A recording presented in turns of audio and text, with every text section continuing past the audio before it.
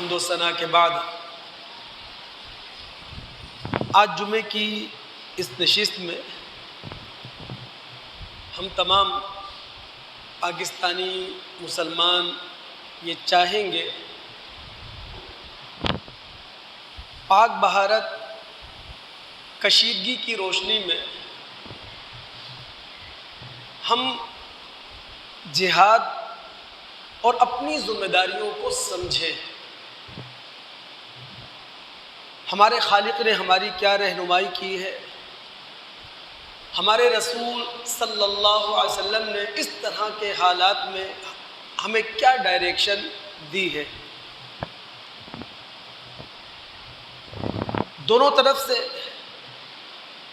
دعوے ہیں اور ان متضاد دعووں کی وجہ سے دنیا بھی تقسیم ہے۔ جنگ کے بادل ابھی منڈلا رہے ہیں، جنگ کا موسم ابر آلود ہے، مطلع صاف نہیں ہے۔ اسی لیے بہت ساری آراء ہیں لوگوں کی، اپنے اپنے تجزیے ہیں لوگوں کے۔ ہم یہ سمجھنا چاہیں گے کہ ایک پاکستانی مسلمان ہونے کے ناطے ہماری کیا مذہبی ذمہ داری ہے جو ہم ادا کریں۔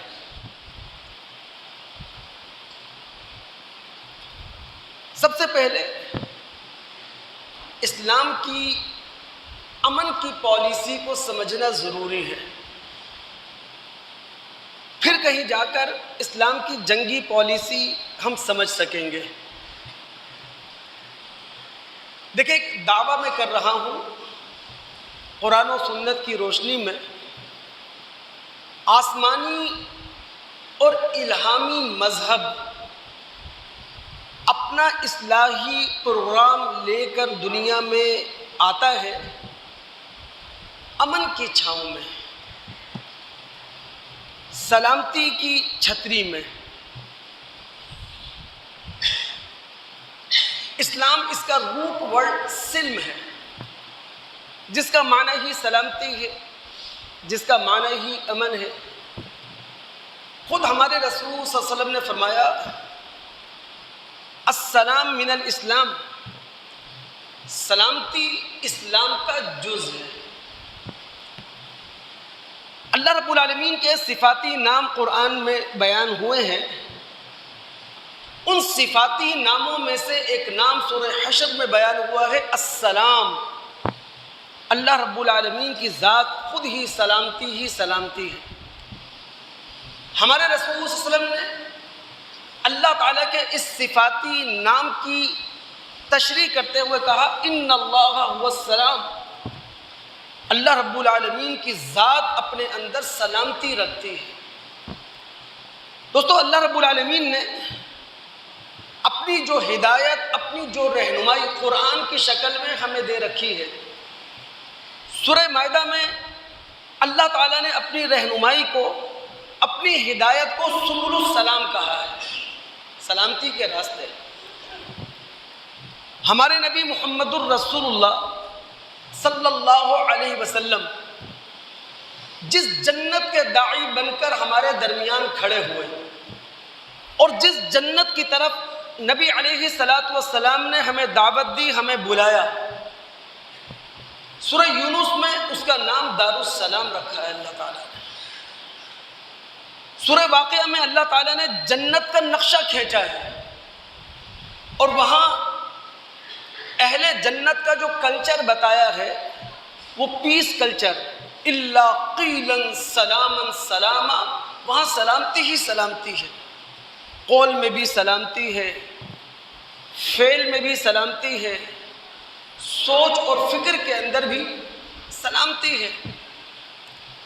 میرا دعویٰ یاد رکھیے گا کہ آسمانی اور الہامی مذہب اپنا اصلاحی پروگرام لے کر دنیا میں آتا ہے امن کی چھاؤں میں، سلامتی کی چھتری میں۔ ہمارے نبی محمد الرسول اللہ صلی اللہ علیہ وسلم نے 610 عیسوی میں نبوت اور رسالت کا دعویٰ کیا. جس مکہ کے اندر نبی علیہ السلام براہ راست سب سے پہلے اسلام کی دعوت لے کر کھڑے ہوئے ہیں، اس مکہ میں ابراہیم علیہ السلام کا بنایا ہوا بیت اللہ موجود ہے، جس میں اور جس کے ارد گرد 360 بت رکھے ہوئے ہیں. اللہ رب العالمین نبی علیہ السلام سے یہ نہیں کہہ رہا طاہر الکعبہ کہ کعبے کو ان بتوں سے پاک کرو، بلکہ اللہ رب العالمین ان حالات میں، ابتدائی حالات میں، ابتدائی زمانے میں نبی علیہ السلام کو تعلیم دے رہا ہے وَثِيَابَكَ فَطَهِّرْ، اے محمد علیہ السلام لوگوں کے اخلاق پر کام کرو، لوگوں کے کردار پر کام کرو، لوگوں کی سیرت پر کام کرو. ایک روایت ہے مسلم میں، نبی علیہ السلام نے فرمایا ان اللہ یعطی، اللہ رب العالمین نرمی پر وہ کچھ دیتا ہے جو سختی پر نہیں دیتا. نرمی یعنی پیسفل پالیسی ہو، آپ کی پیس ایکٹیویزم ہو. امن میں اللہ تعالیٰ آپ کو محبتیں بھی دے گا، امن میں اللہ تعالیٰ آپ کو دوست بھی دے گا، امن میں اللہ تعالیٰ آپ کو کاروباری سرگرمیاں بھی دے گا، امن میں اللہ رب العالمین آپ کی فکری بالغی بھی ہونے دے گا، اور امن کے اندر، سلامتی کے اندر اللہ رب العالمین لوگوں کو موقع دے گا کہ وہ مثبت نفسیات میں زندگی گزاریں. لیکن اس کے مقابلے میں سختی ہو، جنگ زدہ ماحول ہو، تو وہاں دوستی اور محبت دم توڑ جاتی ہے، وہاں کاروباری سرگرمیاں مان پڑ جاتی ہیں، وہاں لوگ منفی نفسیات کے اندر جیتے ہیں، اور وہاں فکر کو بالغی نہیں ملتی، وہاں شعور کو بالغی نہیں ملا کرتی. عائشہ صدیقہ رضی اللہ تعالی عنہا نے نبی علیہ السلام کے متعلق کہا تھا ما خیر رسول اللہ صلی اللہ علیہ وسلم بین شیئین، نبی علیہ السلام کو تاریخ میں جب بھی دو چیزوں کے درمیان انتخاب کا حق دیا گیا اختار ایسرہما، تو نبی علیہ السلام نے دو چیزوں میں سے اس چیز کا انتخاب کیا جس میں آسانی تھی، جس میں سہولت تھی، جس میں لوگوں کے پاس موقع تھا، جس میں آگے بڑھنے کا چانس موجود تھا. صلح حدیبیہ ہم سب جانتے ہیں 6 ہجری میں ہوئی ہے.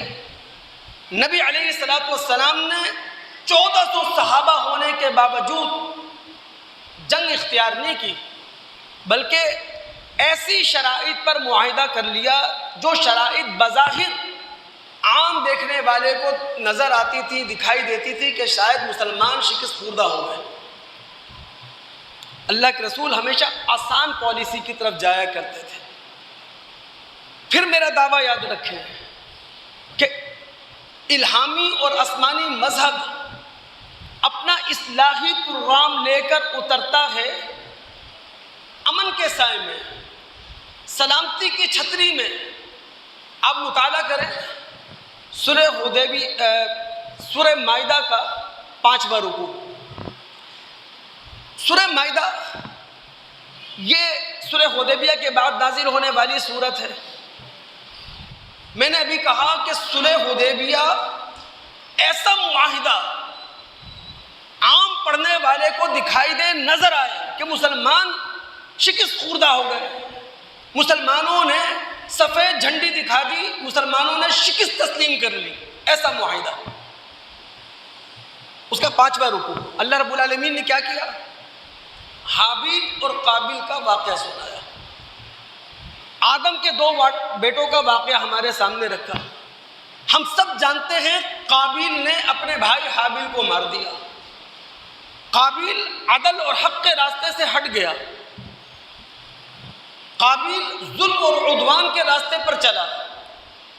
اللہ رب العالمین نے حابیل اور قابیل آدم کے 2 بیٹوں کا واقعہ سنانے کے بعد آگے کہا من اجل ذالک کتبنا علی بنی اسرائیل، ہم نے جب بنی اسرائیل کو شریعت دی تو ان کی شریعت میں انہیں پابند کر دیا کہ تم کسی مقتول کا قصاص لوگے اور جماعتی سطح پر لوگے، گروہ کی سطح پر لوگے، چونکہ ایک انسان کا قاتل پوری انسانیت کا قاتل ہے، اور ایک انسان کا بچاؤ کرنے والا پوری انسانیت کا بچاؤ کرنے والا ہے۔ بھائی ہم انسان جو دنیا کے اندر ہے، ہماری سرشت مختلف ہے، ایک دوسرے سے متضاد ہے، کوئی قابل کی سرشت لے کر پیدا ہوا ہے، کوئی حابل کی سرشت لے کر پیدا ہوا ہے، کوئی حابل کی طرح بڑا معصوم ہے، خدا ترس بھی ہے، خدا پرست بھی ہے، اور کوئی قابل کی طرح ظالم بھی ہے، قابل کی طرح جنونی بھی ہے، اور قابل کی طرح خونی بھی ہے۔ تو اللہ رب العالمین نے انسانیت کے احترام کو بتاتے ہوئے کہا کہ ایک انسان کا قتل پوری انسانیت کا قتل ہے۔ یہ ہے اسلام کی امن کی پالیسی۔ چونکہ اسلام اصلاحی پروگرام لے کر آتا ہے، اور اصلاحی پروگرام وہاں قابل عمل نہیں ہوتا جہاں جھگڑا ہو، جہاں فساد ہو، جہاں جنگ ہو۔ اسلام کی پہلی اور آخری خواہش یہی ہوتی ہے جس معاشرے میں اس کا اصلاحی پروگرام جاری و ساری ہے وہاں امن رہے، وہاں سلامتی رہے۔ اب اسلام کی جنگی پالیسی کو سمجھیں اپنا۔ امن اور آزادی یہ تمدن کی ناگزیر ضرورت ہے۔ امن اور آزادی کسی بھی معاشرے اور کسی بھی سماج کی بنیادی ضرورت ہے۔ اب اگر امن اور آزادی کا ایک فرد ڈاکو ہو تو دنیا کے تمام قوانین میں اس کے لیے تادیبی سزائیں موجود ہیں، دنیا کے تمام ممالک میں اس کے لیے تھانہ بھی ہے، اس کے لیے کچہری بھی ہے، اس کے لیے عدالت بھی ہے۔ ایک فرد معاشرے کے امن اور معاشرے کی آزادی کا ڈاکو بنا، لیکن اگر کوئی قوم معاشرے، سماج اور تمدن کے امن اور آزادی کی ڈاکو بن جائے، وہ کسی بھی معاشرے کا نظام تہ و بالا کرنے کی کوشش کرے، تو پھر ہر ذہین انسان یہی کہے گا، باشعور انسان یہی کہے گا کہ بھائی اب اس قوم کی سرکشی کو، اس کی بغاوت کو اگر لگام ڈالی جا سکتی ہے تو وہ تلوار کے زور پر، وہ طاقت کے زور پر۔ اب یہاں اسلام ہم سے کہتا ہے اذن للذین یقاتلون بانہم ظلموا، یعنی جب ایک پوری قوم امن کی ڈاکو بن گئی، آزادی کی ڈاکو بن گئی، وہ چین سے سانس لینے نہیں دے رہی، وہ امن سے کاروبار نہیں کرنے دے رہی، اور ہمارا ظلم صرف اتنا ہو کہ ہم نے کہہ رکھا ہو لا الہ الا اللہ، اور صرف لا الہ الا اللہ کی سزا دینے کے لیے پوری قوم ایک ہو جائے، نعرے لگنے لگے، غلط باتیں کہی جانے لگے، تڑیاں لگائی جانے لگے، تو وہاں ظاہر ہے قرآن ہم سے کہے گا اذن للذین یقاتلون بانہم ظلموا۔ جن دوستوں کا قرآن کا مطالعہ ہے وہ جانتے ہیں مذہب اسلام میں سب سے پہلے جہاد کی جو اجازت دی گئی وہ انہی آیات میں، یہ سورہ حج کی آیات 39 اور 40 ہے، کہ اللہ رب العالمین اجازت دے رہا ہے لڑنے کی ان لوگوں کو جن پر ظلم کے پہاڑ توڑ دیے گئے، اور اللہ رب العالمین ان کی بیک پر ہے، ان کا قصور صرف اتنا ہے، انہوں نے کہا ہے ربنا اللہ، ہمارا رب اللہ ہے۔ لیکن جو بات دوستو سمجھنے کی ہے نا اسلام کی جنگی پالیسی کے لیے، ریاست کا نظم اجتماعی یہ جنگ کا اعلان کرتا ہے، اسلام کا یا اسلامی ریاست کا نظم اجتماعی اس کے ماتحت ہو کر لڑا جاتا ہے۔ جن دوستوں کا قرآن کا مطالعہ ہے وہ جانتے ہیں قرآن میں جہاد اور قتال سے متعلق جتنی آیات ہیں ان کے مخاطب مسلمان انفرادی حیثیت میں نہیں ہیں، بلکہ جہاد اور قتال سے متعلق قرآن میں آنے والی آیات کے مخاطب مسلمان اجتماعی حیثیت میں ہیں۔ بالکل اسی طرح جس طرح حدود اور تعزیرات کی آیات قرآن کے اندر موجود ہیں، ہاتھ کاٹنے کی ہے، گردن اتارنے کی ہے، کوڑے مارنے کی ہے، تو حدود اور تعزیرات کی آیات کے مخاطب مسلمان انفرادی حیثیت میں نہیں ہیں، اجتماعی حیثیت میں ہیں۔ بالکل اسی طرح جو جہاد اور قتال کی آیات ہیں ان کے مخاطب مسلمان انفرادی حیثیت میں نہیں ہیں، اجتماعی حیثیت میں ہیں۔ یعنی جہاد اور قتال، ہولی وار، مقدس جنگ، اس کا فیصلہ ریاست کرتی ہے اور ریاست کی چھتری تلے جہاد لڑا جاتا ہے، قتال کیا جاتا ہے۔ اب بخاری کتاب الجہاد میں آپ اتریں، وہاں امام بخاری رحمۃ اللہ علیہ نے ایک باب باندھا ہے، باب یقاتل من وراء الامام، جو جہاد کیا جائے گا، قتال کیا جائے گا، جو مقدس جنگ لڑی جائے گی، وہ صاحب حکومت، صاحب ریاست کے ماتحت ہو کر۔ امام بخاری یہ باب باندھنے کے بعد پھر روایت لے کر آئے، سیدنا ابو ہریرہ رضی اللہ تعالیٰ عنہ راوی ہیں۔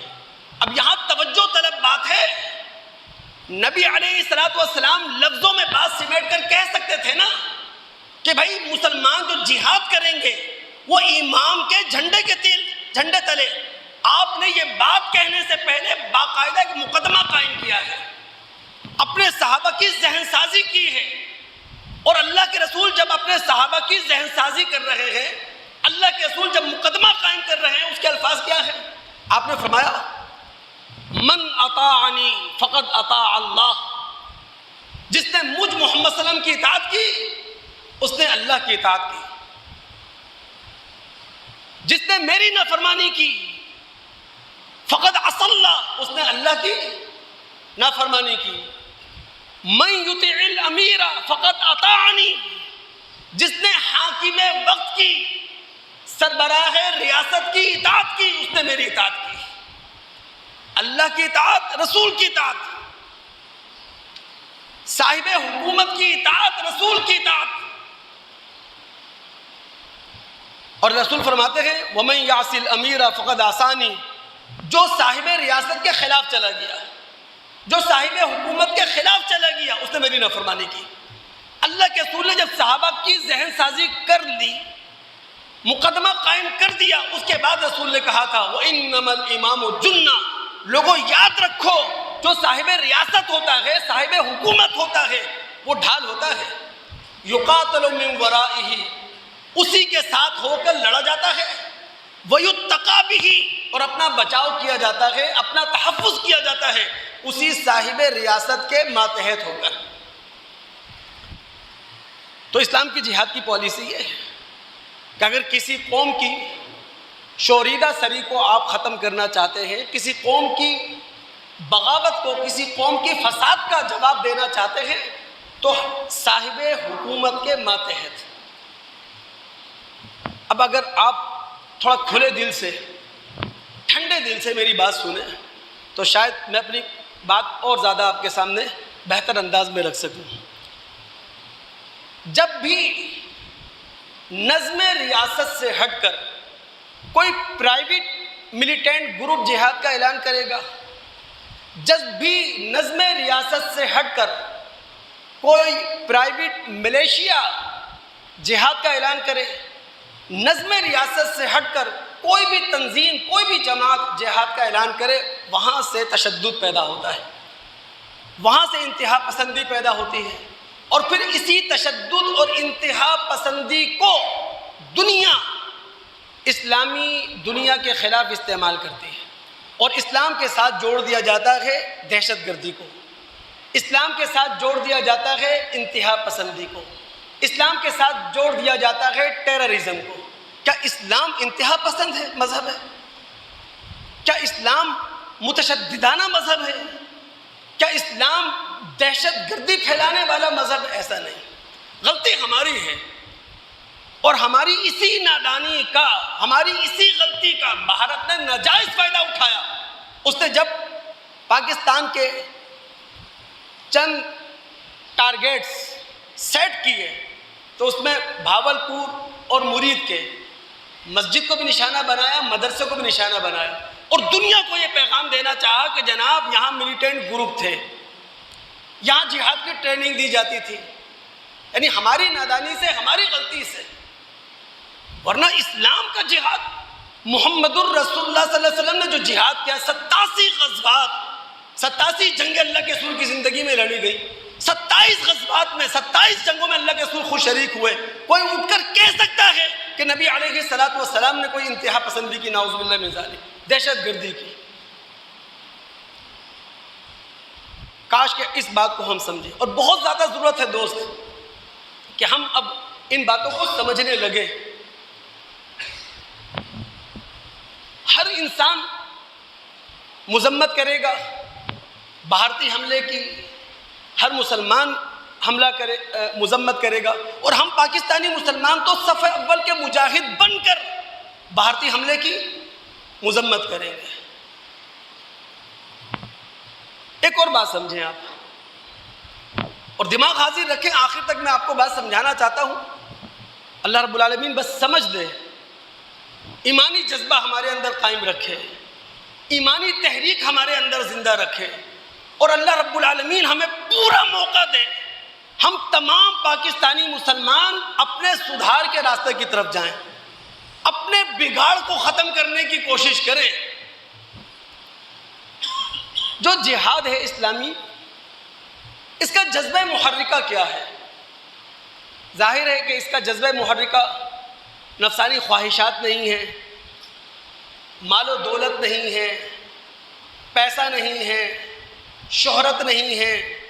اس کا جذبہ محرکہ اپنی اسلامی حدود کو بڑھانا نہیں ہے، حمیت اور حمایت حاصل کرنا نہیں ہے، انتقام اور عداوت نہیں ہے، بلکہ اسلامی جہاد کا جو جذبہ محرکہ ہے وہ ہے فی سبیل اللہ. اللہ کی رضا کے لیے لڑا جائے، اللہ کی رضا کے لیے میدان میں آیا جائے، اللہ کی رضا کے لیے نظریاتی سرحدوں کی حفاظت کی جائے، اللہ کی رضا کے لیے اپنی جغرافیائی سرحدوں کی حفاظت کی جائے. اگر آپ سورہ نساء کی آیت نمبر 76 کا مطالعہ کریں، رب العالمین فرماتے ہیں الذین آمنوا یقاتلون فی سبیل اللہ والذین کفروا یقاتلون فی سبیل الطاغوت فقاتلوا اولیاء الشیطان ان کید الشیطان کان ضعیفا. اہل ایمان اللہ کے راستے میں لڑتے ہیں، اہل کفر شیطان کے راستے میں لڑتے ہیں. اہل ایمان کو چاہیے وہ اہل کفر سے لڑیں، شیطان کے دوستوں سے لڑیں. شیطان کا مکر کمزور ہے، اللہ رب العالمین کہہ رہا ہے. اس کا مطلب کیا ہوا؟ ایمان کی طاقت سے بڑھ کر کوئی طاقت نہیں ہے. لا الہ الا اللہ سے مؤثر کوئی کلمہ نہیں ہے، اللہ اکبر سے بڑی کوئی تحریک نہیں ہے. شیطان کا مکر کمزور ہے، شیطان کی سازش کمزور ہے. اسلام کا مقابلہ کفر نہیں کر سکتا، توحید کا مقابلہ شرک نہیں کر سکتا، قرآن و سنت کا مقابلہ بدعت نہیں کر سکتی. ہم تو اپنے سینے لیے حاضر ہیں نا دوست. اللہ نہ کرے جنگ کے وہ بادل جو منڈلا رہے ہیں اگر جنگ کی شکل اختیار کر گئے تو ہم سب تیار ہیں نا اس کے لیے. قوت محرکہ کو یاد رکھے، اللہ کی رضا، نہ شہرت، نہ مال، نہ دولت، نہ اپنی حدود میں اضافہ، اللہ کی رضا. بخاری کتاب الجہاد میں اترے، ابو موسیٰ اشعری رضی اللہ تعالیٰ عنہ کہتے ہیں آنے والا آیا، اس نے نبی علیہ السلام سے کہا رسول صلی اللہ علیہ وسلم لڑنے والا لڑتا ہے، کوئی مال غنیمت کے حصول کے لیے لڑتا ہے، کوئی شہرت اور ناموری کے لیے لڑتا ہے، کوئی اپنی بہادری کا سکہ جمانے کے لیے لڑتا ہے. من فی سبیل اللہ، اللہ کے رسول لڑنے والے لڑے ہیں. مختلف ان کے پاس قوتیں ہیں، مختلف ان کے پاس تحریکیں ہیں، ان میں سے کون ہے جو اللہ کے راستے میں لڑ رہا ہے؟ تو رسول نے کیا کہا تھا؟ من قاتل لتکون کلمۃ اللہ ہی العلیٰ فہو فی سبیل اللہ، جو اللہ کا کلمہ بلند کرنے کے لیے لڑ رہا ہے وہ ہے اللہ کے راستے میں۔ تو قوت محرکہ اللہ کی رضا۔ اب یہاں آپ کو روکوں گا دوست، ہم پاکستانی تو 78 سال سے بٹے ہوئے ہیں نا، مذہبی سطح پر بریلوی دیوبندی اہل حدیث ہیں، شیعہ سنی ہیں، اور سیاسی سطح پر تو کوئی گنتی نہیں ہے ہماری۔ کبھی ہم پیپلز پارٹی کا جھنڈا اٹھائے ہوئے ہوتے ہیں، تو کبھی مسلم لیگ کا جھنڈا وہ اٹھائے ہوئے ہوتے ہیں، کبھی پی ٹی آئی کا جھنڈا اٹھائے ہوئے ہوتے ہیں۔ ہماری کوئی سمت تو ہے نہیں، ہمارے پاس کوئی ڈائریکشن تو ہمارے پاس ہے نہیں۔ ہم تو 78 سال سے بٹے ہوئے ہیں۔ لڑانے والوں نے ہمیں شیعہ سنی کے نام پہ بھی لڑایا، لڑانے والوں نے ہمیں قومیت کے نام پر بھی لڑایا، لڑانے والوں نے ہمیں لسانیت کے نام پر بھی لڑایا، لیکن آج وہ وقت ہم دیکھ رہے ہیں پاکستان کے جغرافیے میں تمام مسلمان آج ایک ہوئے ہوئے ہیں۔ یعنی پاک بھارت کشیدگی نے، پاک بھارت موجودہ حالات نے پاکستان بھر کے مسلمانوں کو آج مسلمان بنا دیا، پاکستان بھر کے پاکستانیوں کو پاکستانی بنا دیا۔ آج ہماری شناخت یا تو مسلم ہے یا پاکستانی ہے۔ کہ اللہ تعالیٰ کا ہمیں شکر ادا کرنا چاہیے۔ اور میں پھر کہہ رہا ہوں، ہم تیار ہیں، اللہ نہ کرے وہ وقت آئے کہ جب نفیر عام لگے، پاکستان کے نظم اجتماعی سے ہمیں پکارا جائے اور ہم اس پکار پر لبیک کہیں اور ہم خود اپنی جان حاضر کر دیں، ہتھیلی پر اپنی جان لیے سرحدوں پر پہنچ جائیں۔ یہ اس طرح کے حالات تھے وہ کہ نبی علیہ الصلوۃ والسلام نے فرمایا تھا، مسلم کی روایت ہے، سیدنا ابو ہریرہ رضی اللہ تعالیٰ عنہ۔ اب دیکھیں حالات ہیں نا بنے ہوئے، تو آپ کو حدیث سمجھ میں آ جائے گی۔ اس طرح کے حالات میں رسول نے کہا تھا کہ من مات ولم یغزو ولم یحدث به نفسا مات علی شعبۃ من نفاق، جو شخص مر گیا نہ اس نے جہاد کیا، اللہ کے راستے میں لڑا، نہ اللہ کے راستے میں لڑنے کی اس نے نیت کی، اب وہ نفاق کے ایک شعبے پر مرتا ہے، نفاق کی ایک حالت پر مرتا ہے، بنے ہوئے حالات۔ اب جو پاکستانی گھر میں بیٹھا ہوا ہے، اس کی کوئی سوچ ہی نہیں ہے اپنے نظریے کے لیے، اپنے جغرافیے کے لیے، تو ظاہر ہے وہ نبی علیہ الصلوۃ والسلام کی اس حدیث کا مصداق ہے۔ لیکن یہاں پھر توجہ دلاؤں گا اپنے سننے والوں کی، اپنے دوستوں کی۔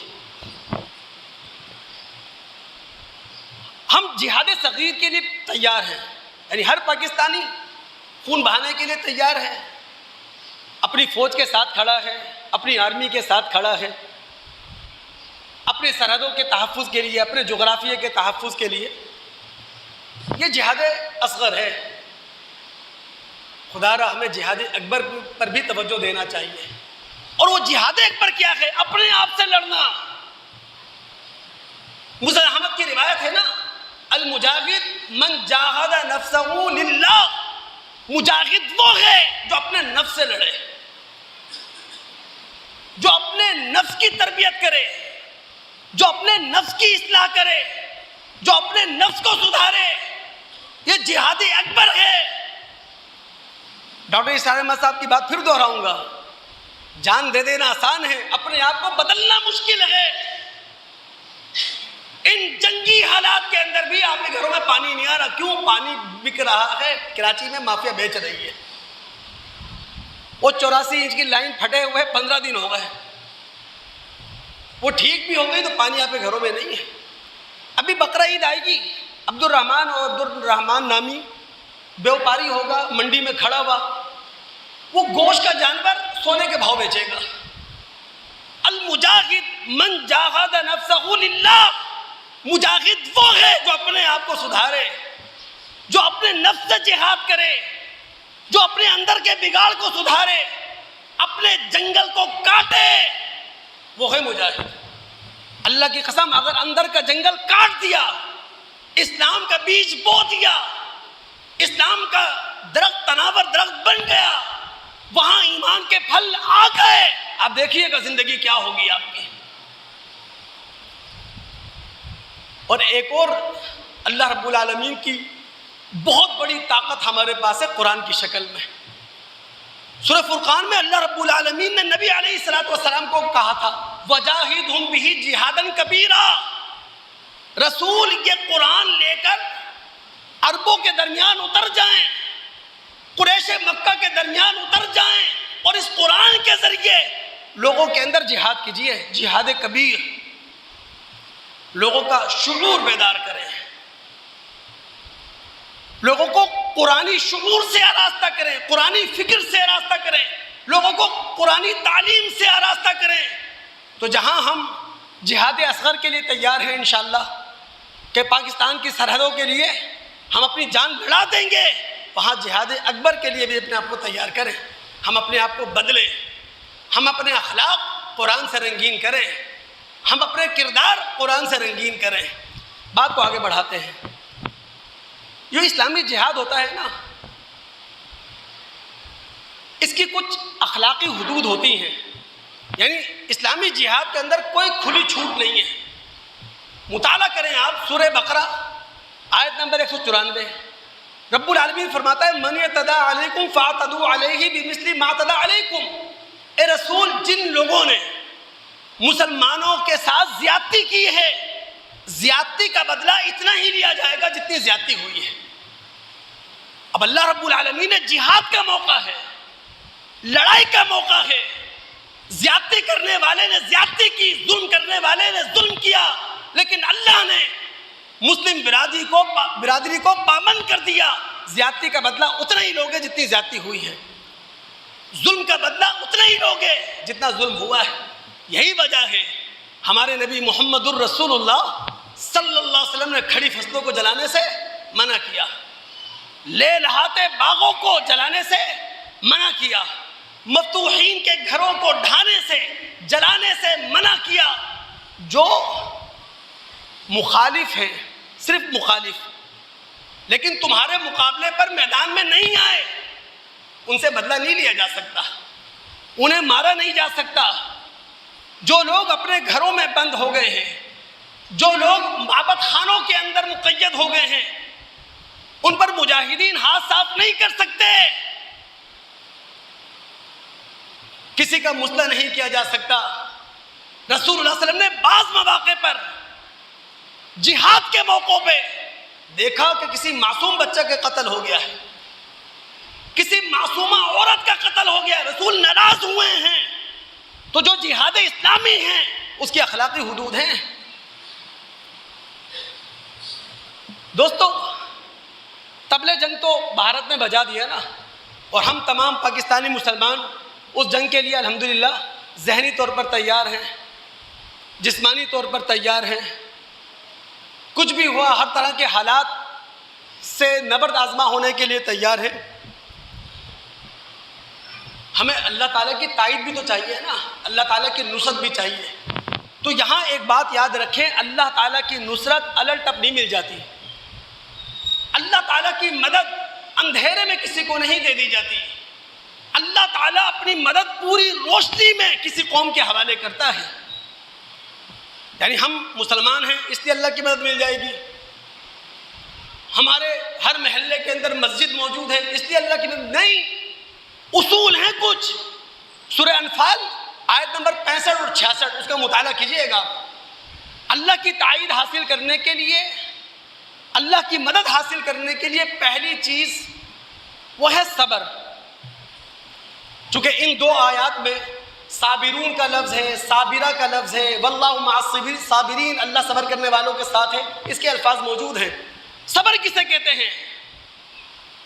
ہمارے ہوش پر ہماری مدہوشی غالب نہ ہو، ہماری عقل پر ہمارا غصہ غالب نہ ہو. صبر کا اختیار.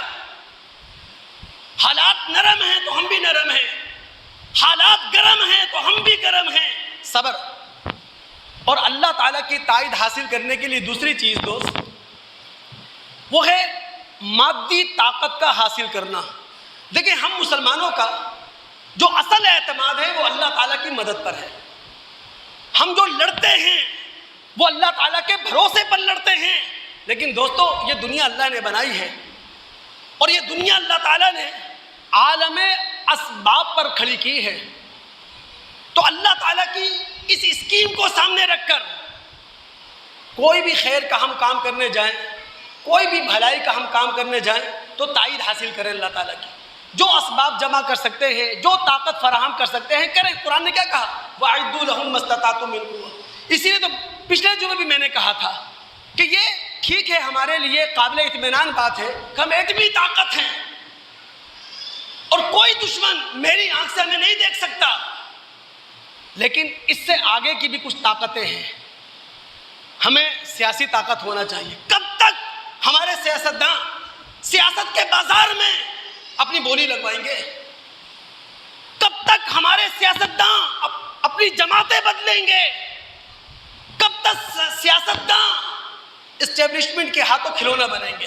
سیاسی طاقت ہونا چاہیے, ہمیں معاشی طاقت ہونا چاہیے. لیکن جب چپڑاسی سے لے کر 22ویں گریڈ تک کا آفیسر کرپٹ ہو, یو سی کی سطح پر سیاست کرنے والے سے لے کر پارلیمنٹ کی سطح تک سیاست کرنے والا کرپٹ ہو, تو پھر ہم کیسے معاشی طاقت بن جائیں گے؟ ہمیں تعلیمی طاقت بننا ہے. یہاں ڈگریاں بک رہی ہیں, یہاں پیسے لے کر نوجوانوں کو تعلیم کی دنیا میں اپاہج بنایا جا رہا ہے, ان کی آنکھیں پھوڑی جا رہی, نقل کروائی جا رہی ہے. تو اللہ رب العالمین کی تائید حاصل کرنے کے لیے اس عالم اسباب میں جو اسباب جمع کر سکتے ہیں کریں. دفاعی طاقت بھی ہوں آپ, سیاسی طاقت بھی ہوں آپ, معاشی طاقت بھی ہوں, تعلیمی پاور بھی ہوں آپ. اور اللہ تعالیٰ کی نصرت حاصل کرنے کے لیے, اللہ تعالیٰ کی مدد حاصل کرنے کے لیے ایک آخری چیز ہے دوست, وہ ہے ایمانی طاقت, وہ ہے ایمانی بصیرت. آپ کے پاس مادی طاقت کم ہو, بالفرض آپ ایٹمی طاقت نہ ہو,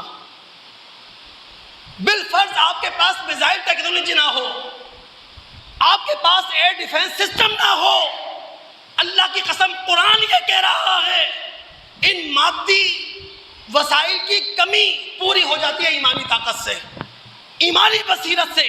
اگر آپ کے پاس ایمانی طاقت زیادہ ہے, اگر آپ کے پاس ایمانی بصیرت زیادہ ہے تو 10 دشمن اور آپ اکیلے کافی ہیں.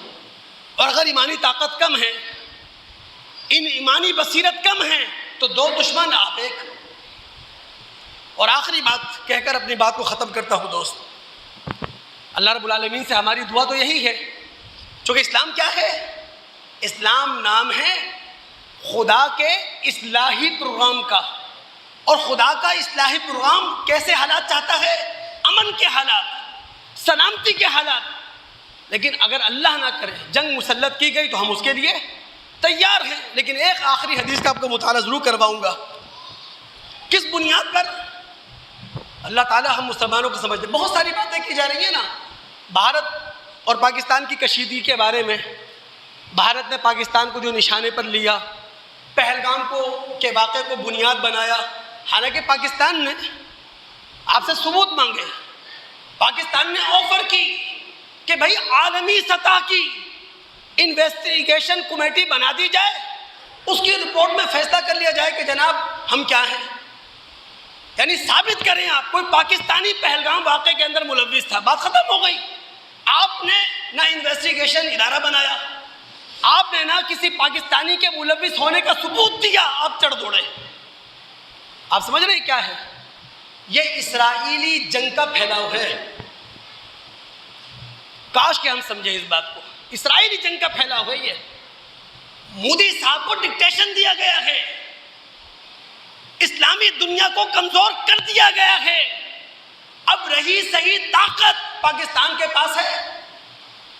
پوری اسلامی دنیا میں 57 اسلامی ممالک میں ایک ملک ہے جو ایٹمی پاور ہے, پاکستان. اب وہ نشانے پر ہے. اسرائیل کی جنگ ہے جو بھارت لڑ رہا ہے. بھارت کھلونا ہے, بھارت کو ایڈ مل رہی ہے, بھارت کو پیسہ مل رہا ہے, سرمایہ مل رہا ہے. پوری دنیا کی عالمی برادری کی نظر کس پہ تھی؟ غزہ پر. غزہ کے واقعے سے پوری عالمی دنیا کی نظریں ہٹائی گئیں اور پاک بہارت کشیدگی پہ لگا دی گئی۔ میں اسی لیے ایک حدیث سناؤں گا، اس حدیث کی روشنی میں آج کے پروگرام کو بھی تیار کر لیں اور آنے والے وقت کے پروگرام کو بھی تیار کر لیں۔ بخاری کی روایت ہے، سالم بن نضر کہتے ہیں عبداللہ بن ابی اوفا رضی اللہ تعالیٰ عنہ نے ایک خط مجھے بھیجا، وہ خط میں نے پڑھا۔ اب عبداللہ بن ابی اوفا نے خط میں کیا لکھا تھا، یہ ہے دوست، ایک ایک لفظ قابل توجہ ہے۔ یوں کہہ لیں محمد الرسول صلی اللہ علیہ وسلم جو کچھ کہہ رہے ہیں وہ صرف اپنے زمانے کے صحابہ کے لیے نہیں کہہ رہے، ہم پاکستانی مسلمانوں کے لیے بھی کہہ رہے ہیں۔ عبداللہ بن ابی اوفا نے خط لکھا، سالم بن نضر کہتے ہیں وہ خط میں نے پڑھا، اس میں کیا لکھا تھا، ایک جنگ جو اللہ کے رسول کے زمانے میں لڑی گئی، لیکن وہ جنگ شروع نہیں ہوئی، سورج ڈھل گیا، کسی بھی وقت جنگ شروع ہو سکتی ہے، میدان جنگ ہے، صحابہ تیار ہیں، تلواریں بے نیام ہیں، رسول اللہ ساتھ ہیں، دشمن سامنے ہے، جنگ ہوئی نہیں ہے، جنگ کسی وقت بھی شروع ہو سکتی ہے، سورج ڈھل چکا ہے، اور رسول اپنے صحابہ کے درمیان کھڑے ہو کے کیا کہہ رہے ہیں، یا ایھا الناس، اے لوگوں، اے میرے صحابہ، اے پاکستانیوں، لا تتمنوا لقاء العدو، دشمن سے مڑ بھیڑ کی تمنا نہ کرو۔ میں نے کہا نا، آسمانی مذہب امن کا متلاشی ہے، الہامی مذہب سلامتی چاہتا ہے، اس کا اصلاحی پروگرام جنگی حالات میں برے کار نہیں لایا جا سکتا۔ دشمن سے مڑ بھیڑ کی تمنا نہ کرو، واسألوا اللہ العافیہ، اللہ سے عافیت مانگو، اللہ سے امن و سلامتی کا سوال کرو۔ رسول یہ صحابہ کو کہاں کہہ رہے ہیں، میدان جنگ میں، دشمن سامنے ہے، تلواریں بے نیام ہیں، اللہ سے عافیت مانگو۔ لیکن فَإِذَا لَقِيتُمُوهُمْ فَاصْبِرُوا، اگر تمام حکمتیں ناکام ہو جائیں، یعنی UN جنگ نہ رکوا سکے، عالمی طاقتیں جنگ نہ رکوا سکیں، وہ ثالثوں کی جو بھیڑ ہے، ثالثوں کی جو ایک فہرست ہے، اگر وہ سارے ممالک پاک بھارت ٹاکرا نہ رکوا سکیں، فَإِذَا لَقِيتُمُوهُمْ، پاک بھارت جنگ ہو جائے، فَاصْبِرُوا، اب صبر کا ہتھیار اپنا لو، یعنی اب ہوش غالب رہے مدہوشی پر، عقل غالب رہے غصے پر، وَاعْلَمُوا، اور اس عقیدے سے لڑو، ان الجنت تحت ظلال السیوف، اللہ نے جنت تلوار کے سائے تلے رکھی ہے۔ اللہ تعالیٰ سے دعا ہے سننے کے بعد سمجھنے کی، سمجھنے کے بعد عمل کرنے کی توفیق عطا فرمائے۔ پھر میں کہہ رہا ہوں، واللہ یہ اسرائیلی جنگ کا پھیلاؤ ہے، اگر یہ اسرائیلی جنگ کا پھیلاؤ ہے تو یہ جنگ ہم پوری اسلامی دنیا سے کیا تقاضا کر رہی ہے، ہم اس پاکستانی مسلمانوں سے کیا تقاضا کر رہی ہے، کیا اب بھی ہم لڑیں گے، کیا اب بھی ہم جھگڑیں گے، کیا اب بھی ہم معصومانہ مسائل پر تیری نماز ہوئی میری نہیں ہوئی اس پر لڑیں گے؟ ہم خدا را کچھ سیکھے رسول سے، کچھ سمجھیں اپنے خدا سے۔ اللہ تعالیٰ بل کی توفیق دے۔ السلام علیکم ورحمۃ اللہ وبرکاتہ۔